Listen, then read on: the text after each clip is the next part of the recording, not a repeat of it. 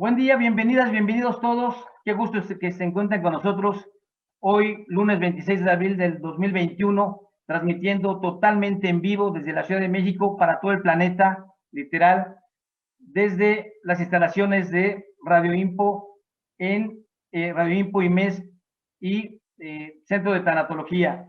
Bien, me da mucho gusto que estén con nosotros. Permítame de favor presentarme. Soy su servidor Luis Eugenio Pérez Guillén. Tengo estudios de licenciatura en Derecho, pertenezco a la Decanía de Derecho y también estudios de maestría en Educación y Evaluación Educativa. Bien, estamos, como les comento, en vivo y me da mucho gusto recibir a un querido maestro, un estimado maestro de toda la comunidad, excelente profesor, amigo, siempre comprometido con las causas del instituto y otras más, como vamos a ver un poco más adelante. Él es el maestro Daniel Zahid Mansur Rodríguez y me voy a permitir, si ustedes lo desean, o sea, lo permiten también, valga la redundancia, presentar brevemente parte de su amplio currículum. El maestro Daniel Mansur, él es licenciado en Derecho, tiene estudios de licenciatura en Derecho, estudios de Psicología y también tiene estudios de maestría en Ciencias Penales y Criminalísticas, esto por la Barra Nacional de Abogados. Tiene una maestría también en Tanatología de nuestra Casa de Estudios, el Instituto Mexicano de Psiconcología, y actualmente está cursando una maestría en Terapia Familiar Sistémica. Él, de forma docente, de forma laboral, con amplia experiencia, aún siendo muy joven, él tiene experiencia también en la enseñanza en Univer Millennium, en la Barra Nacional de Abogados, y actualmente, ustedes saben, en esta Casa de Estudios, en el Instituto Mexicano de Estudios Superiores. De forma laboral se ha desempeñado también a lo largo de su vida laboral en varias instituciones, entre otros el Poder Judicial de la Federación, la Procuraduría de Justicia de la Ciudad de México y la Procuraduría General de la República. Actualmente, desde hace 9 años, el maestro Mansur colabora en el Instituto Nacional de las Mujeres y específicamente en el área encargada a la atención a las mujeres que desafortunadamente viven con violencia. Él tiene un sinfín de cursos, de diplomados, y de forma sucinta voy a mencionar algunos de ellos. Él cuenta con un diplomado multidisciplinario sobre violencia familiar y derechos humanos, un tema muy ad hoc en relación a los temas que en un momento les voy a comentar. También diplomado en psicopatología, diplomado en sistema penal acusatorio, diplomado en derechos de la no discriminación, también muy de la mano de derechos humanos, diplomado en justicia para adolescentes, y con esto les estoy diciendo y adelantando parte de nuestro tema. Tiene diplomado también en derechos humanos y en violencia familiar y derechos humanos. Es decir, es un experto, me da mucho gusto. El maestro Mansur está con nosotros una vez más, como siempre aquí en su casa, maestro Mansur. Y el tema, como todos lo tenemos ya en mente, seguramente ya lo imaginaron o lo conocen, es de los derechos de las niñas, niños, las y los adolescentes. La importancia de este tema tan grande, tanto en México, en Latinoamérica y a nivel mundial. Muy bien, ya ante esta circunstancia, bienvenido, maestro Mansur, por favor, ¿cómo le va? ¿Cómo está? Muchas gracias, maestro Eugenio, por tan amable presentación. Yo me encuentro muy contento de estar aquí este día. Por supuesto, es un día significativo por los temas que vamos a hablar. Justamente como en el Inter del Día del Niño, en el Inter del Día contra el maltrato infantil, y traen a un niño justamente para que dé la ponencia. Bueno, entonces muy feliz. A 2 niños, porque es usted y soy yo, y entonces, bueno, vamos a disertir un poco, vamos a platicar de estos temas. Muchísimas gracias por la invitación de antemano, y para mí también es un placer estar contigo, maestro Luis Eugenio, alguien que admiro, respeto mucho, y de verdad que este día esperemos que también sean muchos muy útiles, porque el día de hoy pues nos ven varias academias, tanto las academias jurídicas que tenemos aquí como las de trabajo social y las de psicología, entonces, y gerontología.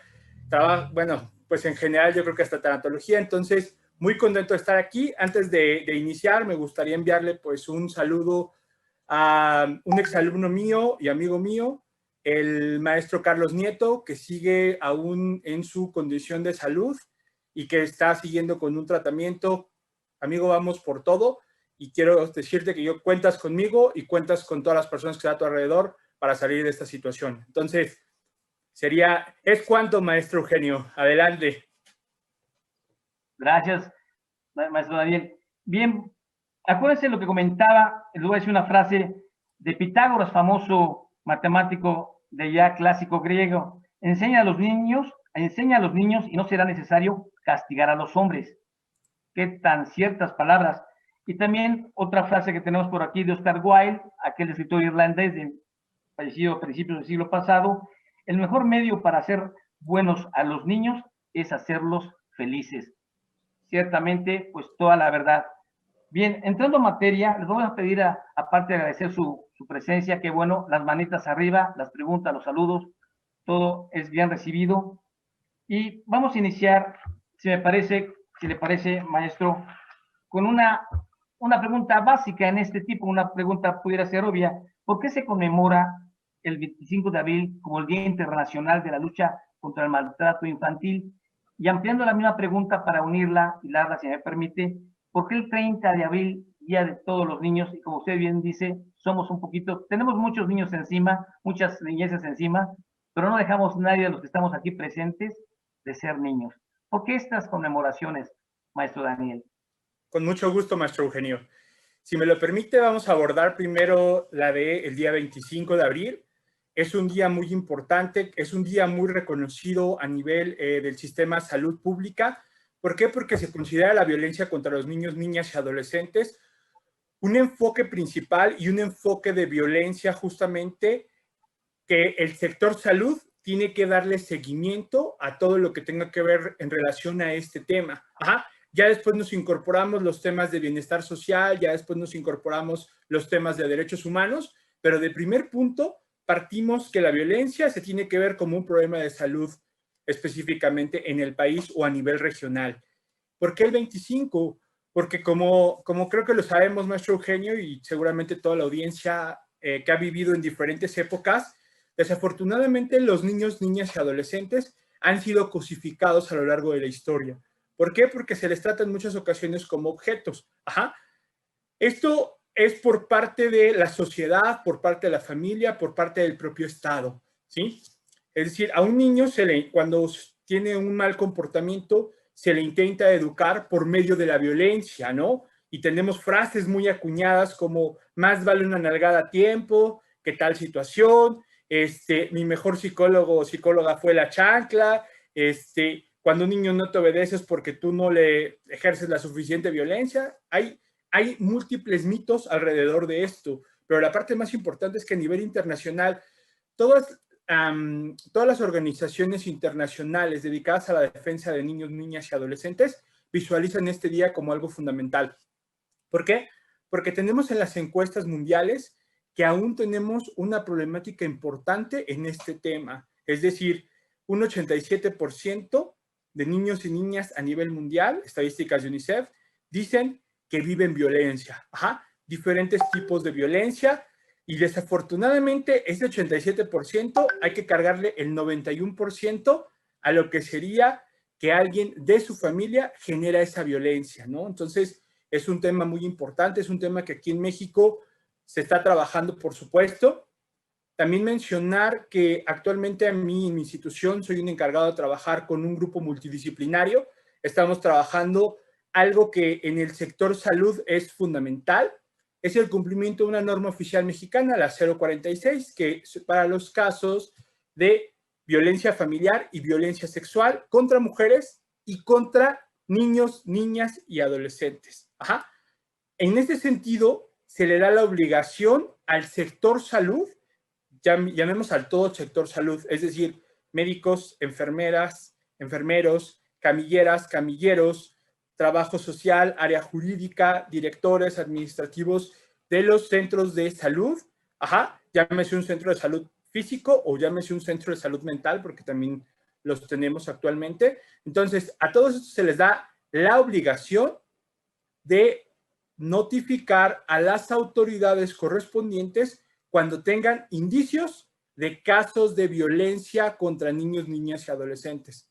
Ojo, violencia, porque esta violencia puede ser infringida por un familiar o por los padres o digamos u otro tipo de familiares, o también puede ser por la parte comunitaria, escolar, docente, ajá, u algunas otras, porque tenemos grupos de delincuencia organizada, por supuesto, aquí inmersos. Entonces, Esto es importante visualizarlo, mencionar y referir así como un poco brevemente para dar una introducción al tema, que se tienen a nivel internacional y a nivel nacional conceptualizadas a la violencia contra los niños y niñas como violencia física, violencia psicoemocional o psicológica, violencia sexual, hablando de abusos, acoso, hostigamiento sexual, incluso aquí podemos meter la pornografía infantil, los delitos digitales, la trata de personas específicamente con fines sexuales para niños, niñas y adolescentes, y también otra forma u otra de las partes de las violencias hacia niños y niñas y adolescentes es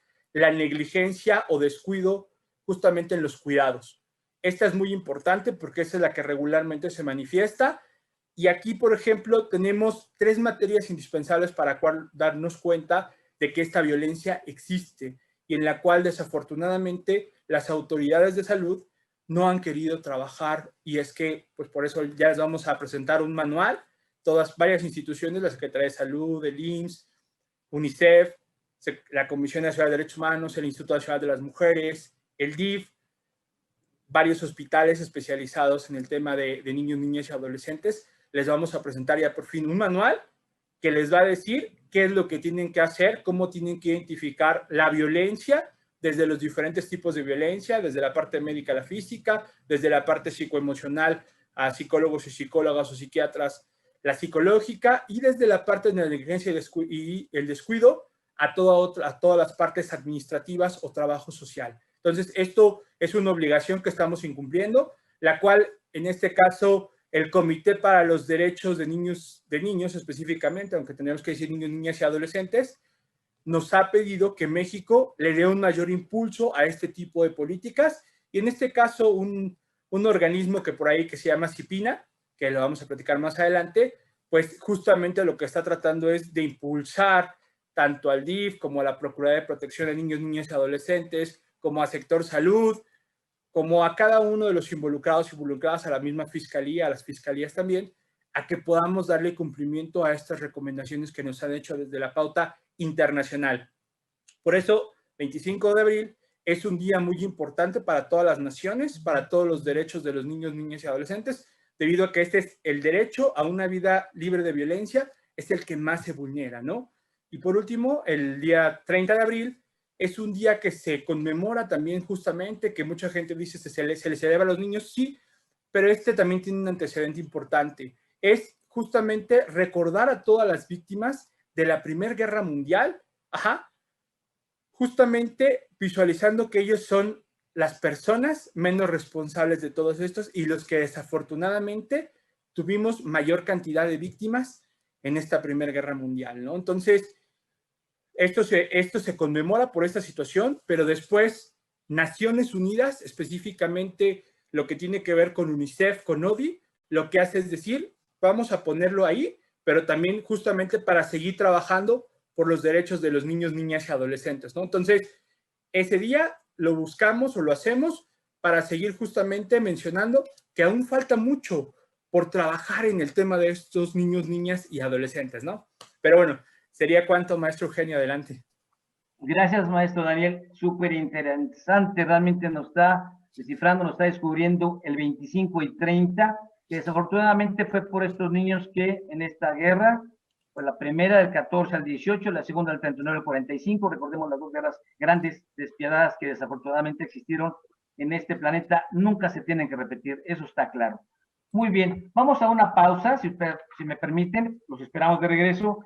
No sin antes comentarles que vamos a tener afortunadamente a un nuevo invitado, un nuevo compañero, a otro gran programa, seguramente con todo el éxito del mundo, y se me refiero a un nuevo programa llamado Info, Cámara y Acción.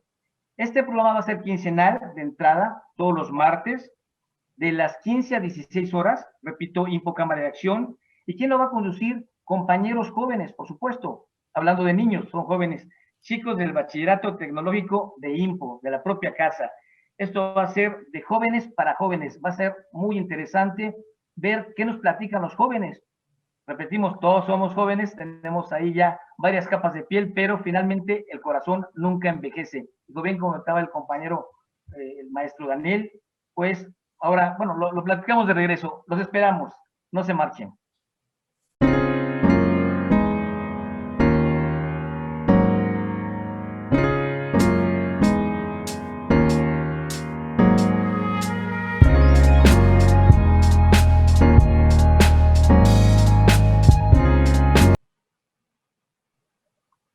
Bien, qué bueno que están con nosotros de regreso.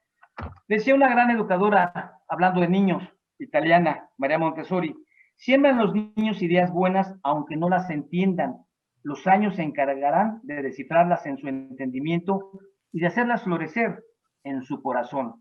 Pero por supuesto, y también hay otro gran pensador, Mirko Badiale, que indica, en cada niño se debería de poner un cartel que dijera, tratar con cuidado, contiene sueños. Imagínense qué bonitas frases, ¿verdad? Bien, vamos a continuar con el maestro Daniel y no sin antes, les agradezco mucho su atención, sus comentarios, sus saludos que tenemos por aquí algunos. Hablábamos de María Rosario Chirino, muchas gracias a los saludos al maestro Daniel. Excelente tema, Jesús Salvador. Brandon, de Generación 23 Sabatino, saluda también al maestro Mansur. También Lourdes Uribe nos dice que es un gusto vernos. Laura Nayeli, también muchas gracias, los saludos. Alejandrina Mena, enorme saludo para el maestro Mansur. También de parte de la Administración y Finanzas de Jueves 14, maestro Mansur. Caterina Oboa, cordial saludo también del área de trabajo social, de los compañeras alumnos de trabajo social. La maestra Trujillo Cervantes, abrazo al maestro Daniel Mansur. Es un placer escucharlo, además de un gran abogado y psicólogo, un excelente amigo y un gran ser humano. Correa Weiss también manda saludos al maestro Mansur. Angélica Rodríguez, qué gusto saludar a los maestros, Hilda González, Connie Melín, Fernanda Gradas. Saludos también de Juan García, de Yuli Reséndiz y Clarice Zamora. Sec Abd, Mitsu Argüello, nos manda saludos. Abraham Rosillo, también maestro Mansur. Jeremy Iron, saludos. Realmente, saludos, Lourdes Bravo. Son muchos saludos porque sabemos de antemano que es muy reconocido, muy estimado el maestro Mansur. Laura López, David Fego, qué bueno que haya quórum, qué bueno que estén mandando saludos, eso nos pues, enorgullece y nos da ánimos para seguir adelante. Recordemos que tenemos la mano, vamos adelante en relación a compañeros de que nos hacen favor con sus visitas, con su preferencia en Radio Impo. Bien, comentábamos de la sangre, decían que la letra con sangre entra. Son comentarios del año de la canica, si me permite la expresión, no puede ser esto. ¿Sí? Hoy en día, en México, para dar un dato solamente, continuamos con el maestro para redondear un poco, existen entre jóvenes, jovencitas, niños y niñas de secundaria y primaria, también de educación preescolar inicial, en este país 25 millones de estudiantes. Y sobre todo, ustedes saben, el artículo 3 constitucional va de la mano con la educación y otros artículos constitucionales y otras tantas leyes que existen dentro de nuestro ordenamiento jurídico. Con esto cierro. En las 310 leyes generales, ustedes saben que aparecen leyes generales federales, aparecen 19 de ellas en donde hay un reconocimiento para los niños, niñas y adolescentes. Y dentro de las 177 leyes de la Ciudad de México, que están muy avanzados como capital del país, hay 36 leyes que hacen mención a las niñas, a los niños y a los adolescentes. Es decir, está fortalecido nuestro sistema, no cabe duda. De ahí que se lleven a cabo este tipo de leyes, ordenamientos, tenemos todos, absolutamente todos, que hacer un ejercicio para que esto se lleve a buena práctica. Bien, continuando, si me permite, maestro Mansur. La siguiente pregunta que podría hacer también, en consecuencia, concatenada, sería, ¿quiénes son niños? ¿Quiénes son niñas? ¿Quiénes son adolescentes? ¿Cómo se maneja? ¿Hasta qué edad? ¿Bajo qué criterios se maneja a niños, niñas y adolescentes? ¿En dónde está esta barrera sutil o esta frontera sutil, maestro Daniel, por favor? Claro, con mucho gusto, maestro Eugenio. Es una pregunta muy importante porque siempre hablamos niños, niñas y adolescentes y efectivamente tenemos marcos referenciales, por ejemplo, tenemos desde la medicina, desde la psicología, referencias, pero tal vez la referencia más importante y que siempre vamos a utilizar va a ser la referencia legal, ¿no? Diciéndolo de manera positiva, porque es la que va a regir parte de nuestro sistema jurídico mexicano o en todos los trámites que queramos hacer en pocas palabras. ¿Por qué lo voy a mencionar de esa manera? Primero, porque tenemos justamente a nivel nacional una ley general de los derechos de niños, niñas y adolescentes, específicamente, que viene emanada justamente de lo que sería nuestra Convención de los Derechos del Niño, ¿no? Porque así lo retoman.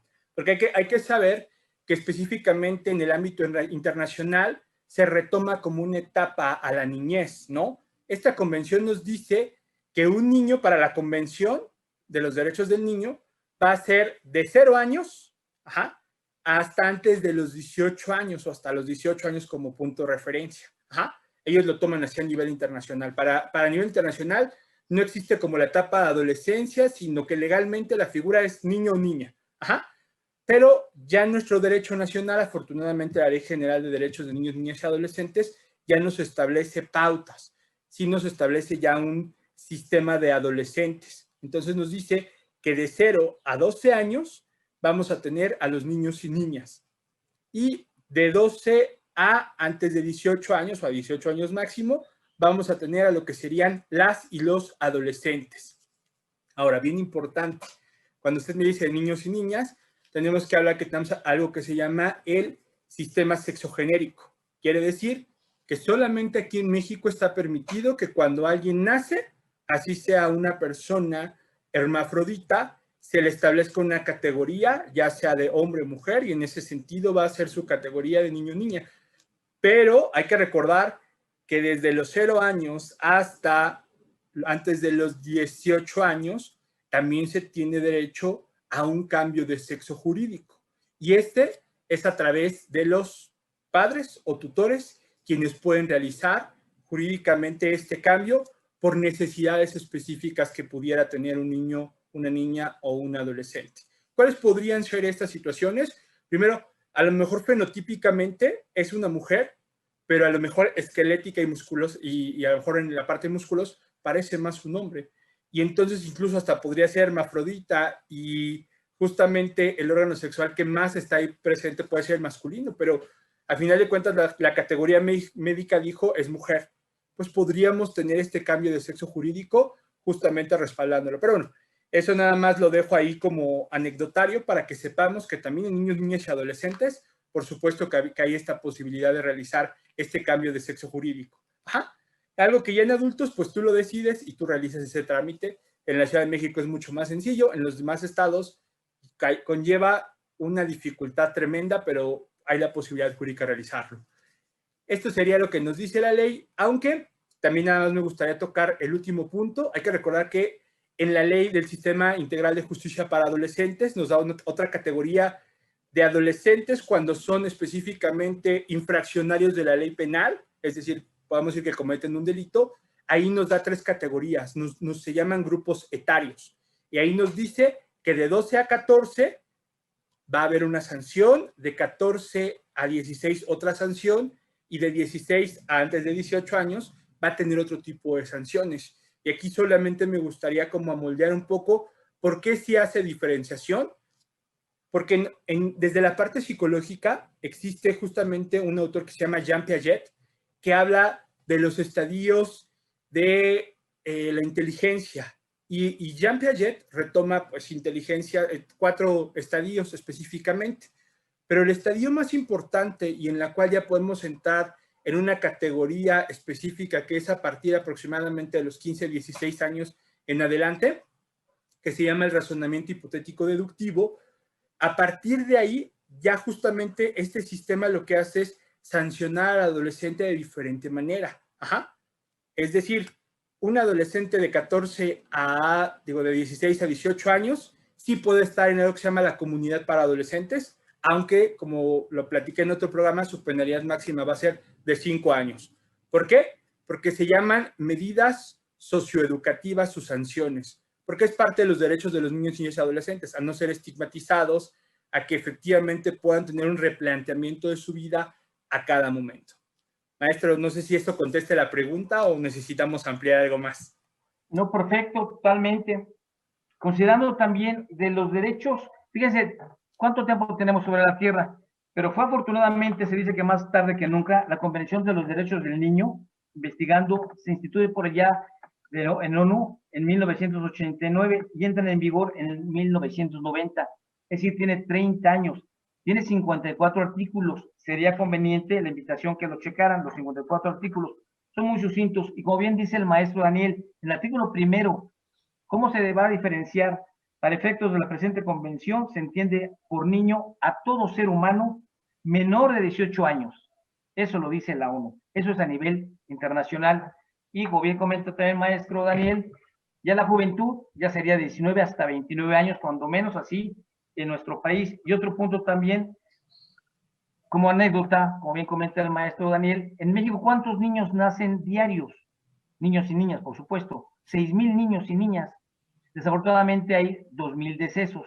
Entonces hay una descompensación. Hemos crecido, sabemos, de acuerdo a INEGI, del último año pasado, somos 126 millones de seres humanos en México. Hay, como ya se comenta, mucho por hacer y estamos avanzando. En este orden de ideas de avance, maestro, ¿cuáles son los derechos más importantes que podría comentarnos de los niños, niñas, y que se encuentran? Niños, niñas, quizás adolescentes también, para meterlos en el mismo paquete, si es tan amable, maestro Daniel. Con todo gusto, maestro Eugenio.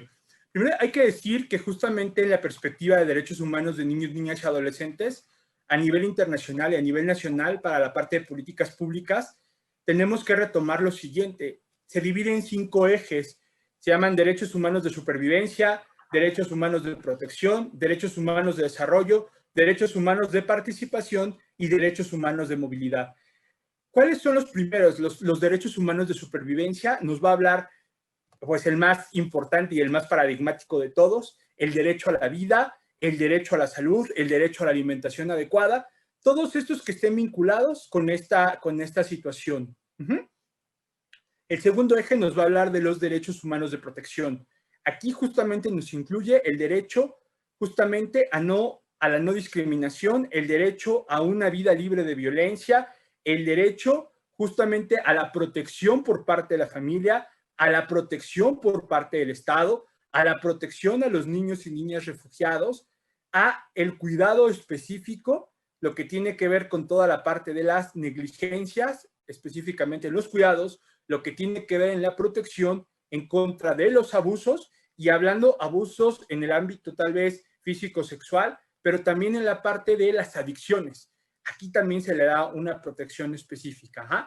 Aquí hago la pequeña mención que hay que recordar que quien tiene la obligación de protección para niños, niñas y adolescentes es el Estado, a través de sus instituciones. De hecho, a nivel internacional, la institución reconocida para la protección efectiva es la propia Fiscalía General de la República, y después a las fiscalías de los estados. Ese es como el punto más importante. Todos y todas pensábamos que era el DIF, pero no, a nivel internacional es la Fiscalía. Después, a nivel nacional se la reparten un poco esta protección, tanto la Fiscalía como el DIF, en algunas de las situaciones. Tenemos los derechos de desarrollo, los cuales justamente también pueden venir aquí, el de la educación, el derecho justamente al desarrollo espiritual, físico, mental. Vuelven a chocar aquí algunos, como el derecho al agua, ¿no? El derecho a una vivienda, el derecho a jugar, el derecho a la libertad, es decir, a la libertad de pensamiento, a todos los tipos de libertades. Para ir cerrando, porque sé que nos tenemos que ir a comercial, el derecho a la participación, ¿no? El cual aquí cubre que los niños y niñas tienen derecho a la opinión, es decir, expresar lo que ellos quieren, lo que ellos sienten, lo que ellos necesitan. Para no retrasar un poco nuestra idea comerciales, el derecho a la movilización, es decir, al libre tránsito. Los niños y niñas no tienen restricciones para ir a donde quieran. Tienen restricciones para estar en lugares específicos, como donde un bar, una cantina. Ahí sí hay una restricción específica, pero esto no quiere decir que se les restrinja su derecho justamente a la libertad de tránsito. Simplemente es una restricción por protección específica a sus intereses. Ahora, nada más un transversal que está en todos y cada uno de estos 5 ejes es el interés superior de los niños, niñas y adolescentes. Que bueno, ya lo platicaremos un poquito más adelante, maestro. Entonces, en esta parte los agrupo así, pero podemos platicar, regresando al corte, a lo mejor cuáles serían los más específicos y tal vez los que consideren los organismos internacionales y los nacionales, cuáles serían los más importantes. Pero es cuanto, maestro. Excelente, gracias, maestro Daniel. Siempre el tiempo contra el conocimiento. Bueno, vamos a una pausa, vamos a una identificación de canal y los esperamos por aquí. No se marchen, seguimos recibiendo sus comentarios, sus saludos, sus preguntas. Regresamos.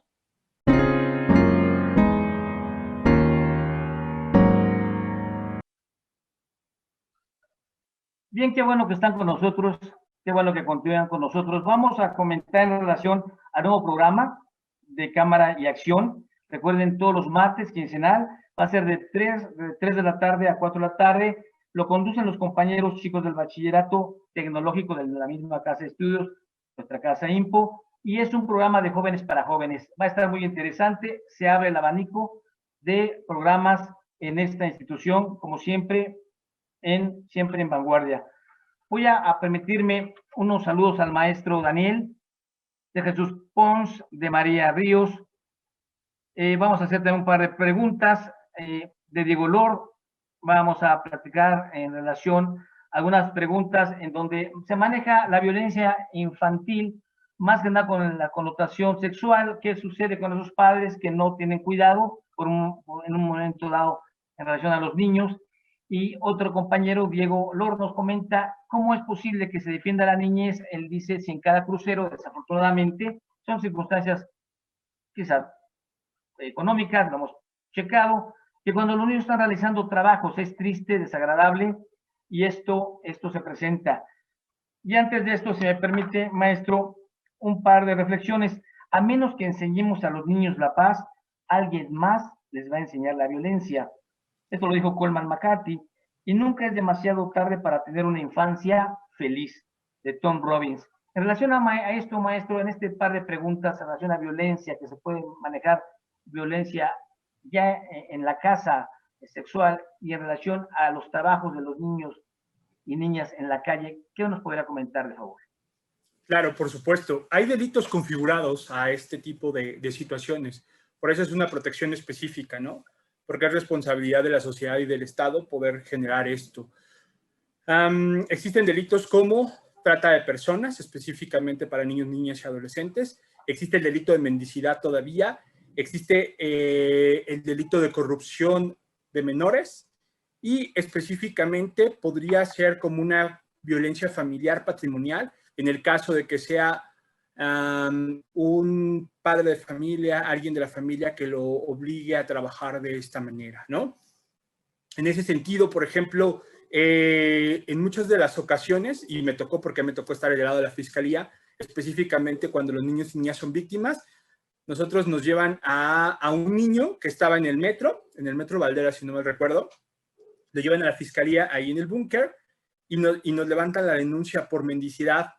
Desafortunadamente, cuando nosotros teníamos todos los elementos para poder hacer responsable en ese momento o al padre o a la madre, quien fuera, porque no teníamos en ese momento un responsable, desafortunadamente llega el supuesto papá, digo, por lo menos de manera legal, llega, no digo, va a ser como algo increíble, pero llega llega mutilado de un pie, llega con medio pie en el otro, llega sin muleta, silla de ruedas, o sea, de verdad una escena que cuando entró dije, qué raro, ¿no?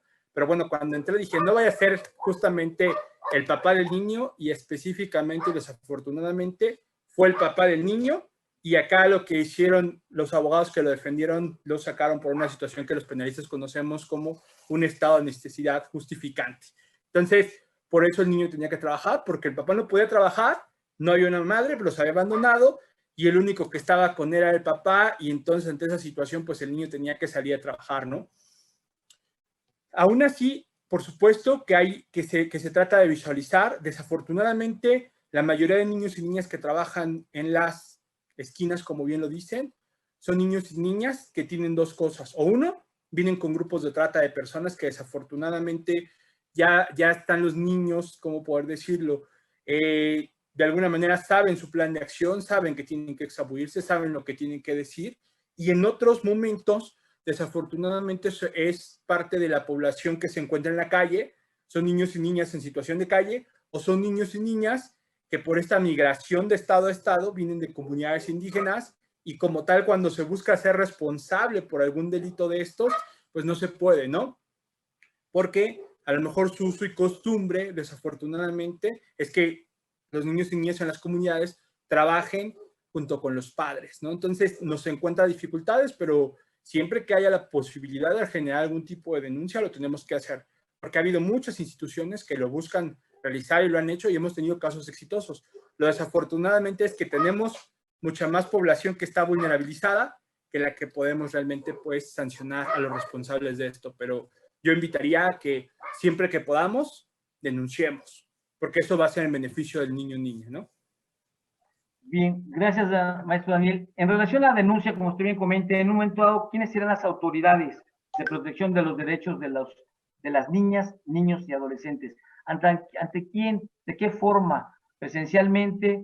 ¿Igual por sistema, por internet, por teléfono? ¿De qué forma podemos hacer estas denuncias que estamos obligados como sociedad? Lo bien que lo comentaba, los padres de primera instancia, los tutores, la sociedad y las autoridades. Todos mundo estamos involucrados.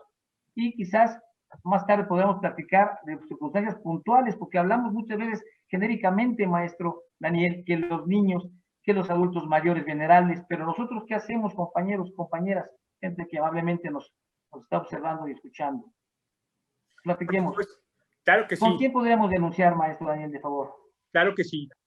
Tenemos como dos instituciones cumbres, ¿no? Pero tendríamos que hablar de cada ámbito del niño o de la niña. Es decir, primero, así como en general, podríamos retomar que la instancia más importante en donde podría realizarse una denuncia cuando se pudiera estar presentando un delito en contra de un niño, niña o adolescente sería la Fiscalía justamente de los estados y en su momento la Fiscalía General de la República. ¿Esto qué quiere decir?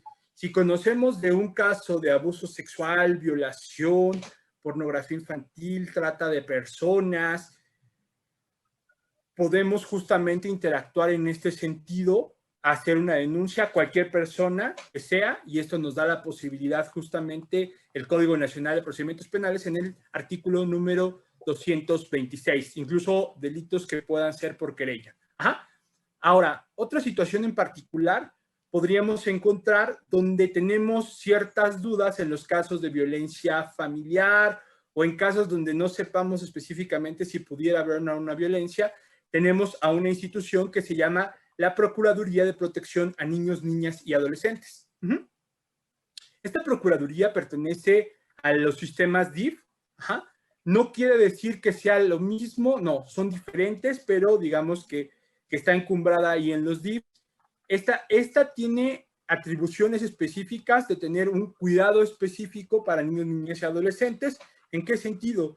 En que puede enviar, al conocer un caso de posible violencia en contra de un niño, niña, adolescente, específicamente la familiar, ellos pueden enviar a una trabajadora social o a alguien del trabajo administrativo o al área jurídica a poder supervisar en este sentido si un niño, niña o adolescente está en una situación de riesgo. De hecho, van, tocan la puerta, les dicen somos de la Procuraduría Menor, nos han dicho que aquí hay una denuncia debido a que un niño está siendo maltratado, el niño se llama Juanito Pérez, y entonces, si hay la posibilidad y la familia tiene en esta buena fe de decir, no, pues aquí no hay, se puede visualizar al niño, se le puede hacer una exploración tanto posiblemente física como psicoemocional, una primera entrevista. Regularmente es una entrevista psicosocial, se llama. ¿Quién la hace una entrevista psicosocial? La hace regularmente una trabajadora o un trabajador social, lo puede hacer hasta el área jurídica o el área psicológica también podría realizar, nada más que el área psicológica va y busca posibles indicios de algún tipo de violencia psicoemocional o si detecta, por ejemplo, violencia física o algo, por supuesto que le da aviso a la institución a la cual viene. Ajá. Si no abren la puerta o dicen, no, pues aquí no hay nada, aquí no viven estos niños, ok. Lo que puede hacer esta Procuraduría de Protección de Niños, Niñas y Adolescentes es avisar a la Fiscalía de que tenemos un indicio específicamente sobre la situación y ya la Fiscalía tiene que encargarse de girar una orden de comparecencia en su momento o empezarles a presionar de diferente manera. Ajá, porque ya tenemos como el apoyo de esta Procuraduría donde no se le permite y entonces, bueno, ya tendríamos una insinuación mayor de que podría haber ahí algo. Otra autoridad también que en general tiene que buscar esa protección para niños, niñas y adolescentes es el Poder Judicial, tanto de los estados como el federal. Esto hablando específicamente de jueces o juezas en materia familiar y en materia penal. Ajá. ¿Por qué? Porque en los casos donde intervengan niños, niñas y adolescentes en juicios familiares, el juez y la jueza tiene que poner un doble ojo y aquí es donde entra como el derecho que para nosotros en el siglo XX es el más importante, el interés superior del niño, niña o adolescente. ¿Por qué? Porque aquí el juez está obligado, o juez o la jueza está obligado a que el niño tenga los mejores cuidados posibles. Por eso es que este derecho es muy rebuscado, muy positivo, porque el juez o jueza tiene que estar valorando dónde está la mejor posición, porque como sabemos, hay pérdida de patria potestad, sí, es correcta, pero hay la posibilidad de recuperarla, porque hay que recordar que el derecho a convivir con ambos padres es del niño o la niña, en caso de familias como conocemos nucleares. Ajá, porque podemos tener familias uniparentales, donde viene por adopción, donde tiene esta cuestión, pero donde se le quita a la madre, también tiene derecho a visualizarlo, ¿no? Por eso existen como múltiples instituciones, existen hogares de acogida, existen casas, bueno, la institución más importante de todo esto es aldeas infantiles, quien tiene niños y niñas por alguna razón ahí, porque de la Procuraduría de Protección a Niños, Niñas y Adolescentes o de la Fiscalía, se les detonan, se los llevan y ahí tienen la posibilidad de una visita supervisada con los padres y en lo que el juez o jueza resuelve cuál es la situación. Jueces penales tienen la obligación inmediata de revisar a niños, niñas y adolescentes, de solicitar apoyo a peritos justamente adscritos a ellos o a una institución como el DIF que pueda nombrar específicamente un perito para que pueda estar visualizando si el delito que se está justamente, digamos, está en calidad de víctima, este niño o niña, se le dé una protección más específica y se le requieran situaciones más. Es decir, el propio juez puede plantear en casos de niños, niñas y adolescentes víctimas, en donde los padres, el asesor jurídico, el Ministerio Público no manifiesten medidas precautorias o medidas de protección a ellos, los pueden decretar de oficio. Es decir, en caso de que los padres o uno de los padres sea el agresor y la madre a lo mejor por negligencia no haya denunciado ese delito o no dé pautas o no lo proteja adecuadamente, puede solicitar el nombramiento de un tutor legal. ¿Sí? Pero bueno, creo que nos tenemos que ir a corte. Maestro, usted tiene la palabra. Adelante. Gracias, maestro Daniel. Vamos a corte. Regresando, terminamos. Vamos a unir dos preguntas que nos da a favor el maestro Daniel de contestar ambas y algunos comentarios, otras preguntas. Saludos. No se marchen. Estamos aquí platicando con el maestro Daniel Mansur, excelente expositor. Tema, querido estimado maestro, pensamos sobre la circunstancia de niños, niñas y adolescentes celebrando este 30, conmemorando este próximo viernes, Día del Niño, de forma internacional y sobre todo aquí en nuestra casa educativa IMPO y MES. Regresamos.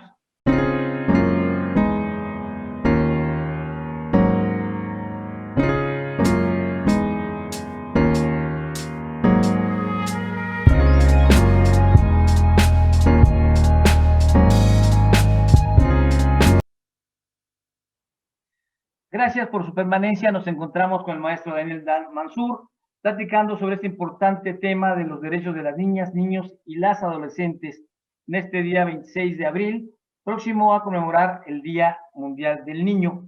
Recordándoles también, compañeros, compañeras, del próximo programa que inicia el próximo martes, es quincenal, producido por niños chicos del Bachillerato Tecnológico de IMPO, va a ser todos los martes de forma quincenal, de 3 a 4 de la tarde, y el lema va a ser para jóvenes, de jóvenes y para jóvenes. Es un programa muy interesante, suena muy bien, como todos los programas que tenemos en la programación, el abanico de Radio IMPO.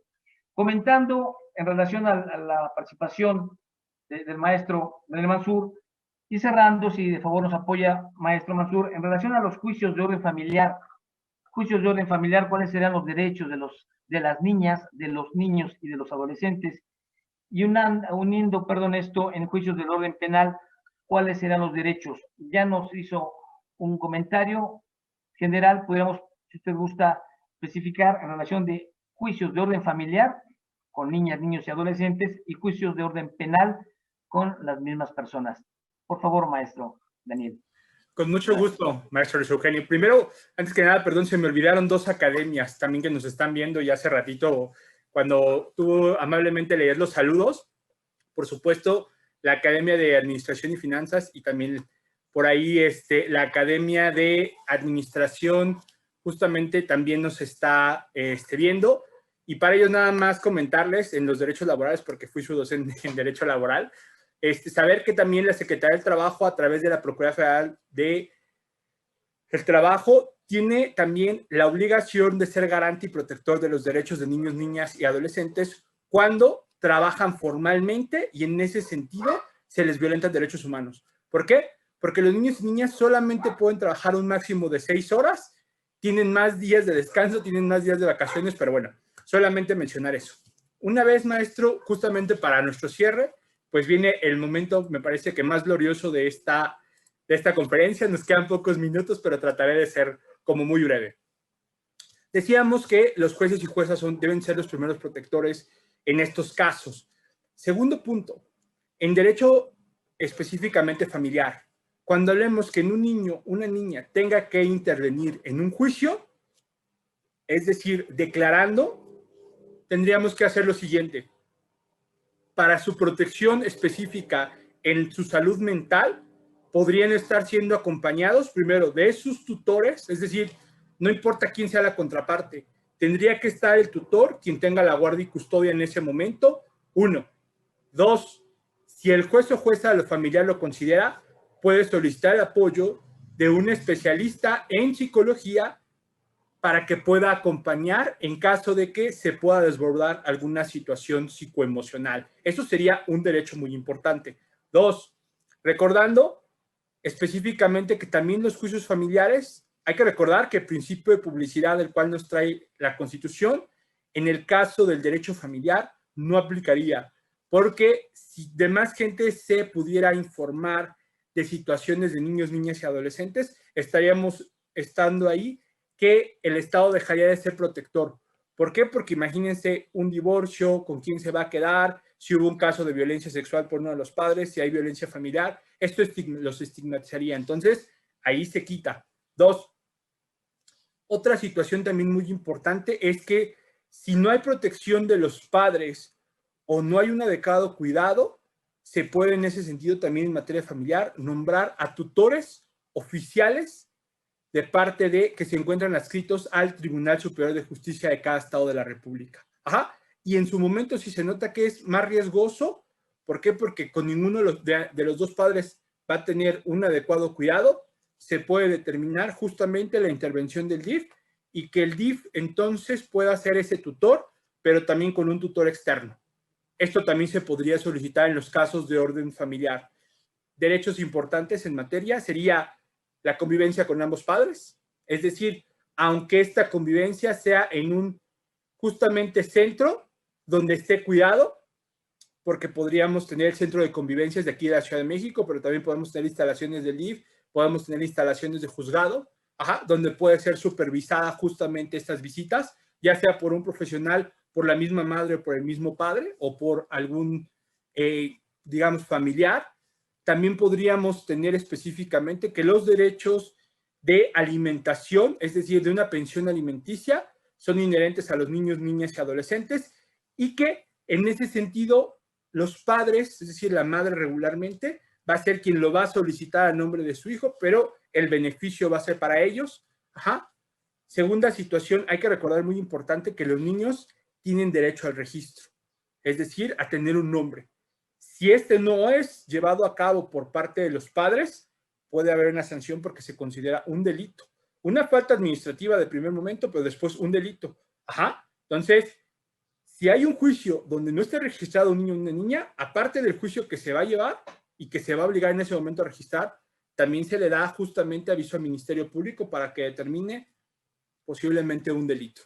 Entonces, recordando que cuando los niños y niñas cumplen ya 18 años, se vuelven adultos jóvenes, a partir de ese momento ellos ya pueden retomar o su propio juicio o administrar sus propios recursos que puedan venir de esa pensión alimenticia. Muy bien, ahora en materia penal, con los 2 minutos que me faltan, voy a retomarlo.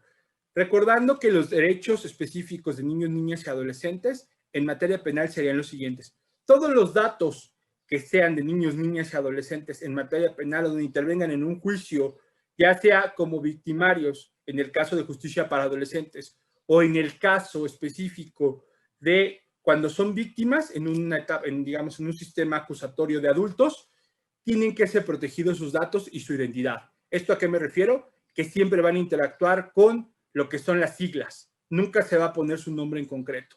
Y esto es desde el primer momento en que tenemos una carpeta de investigación, desde que hace la denuncia o la querella. Siempre vamos a estar interactuando. Y todas las autoridades que tengan que conocer del caso tendrán que interactuar bajo esta misma confidencialidad. Esto va en función de la Ley General de Transparencia de Datos. Segunda situación y un derecho muy importante es a siempre estar acompañados por sus padres, por sus tutores en su debido momento o representantes legales. Un niño o una niña en una audiencia penal nunca puede estar solo o sola. 2. Cuando hablamos que es injusticia, digamos, para adolescentes en ellos, en menos de 0 a 12 años, nunca van a tener una sanción. Aquí lo que se va a llamar va a ser derecho a una rehabilitación. Es decir, si tenemos un niño o una niña que cometió un delito a los 11 años, no se le va a imponer ninguna pena. Se le va a rehabilitar.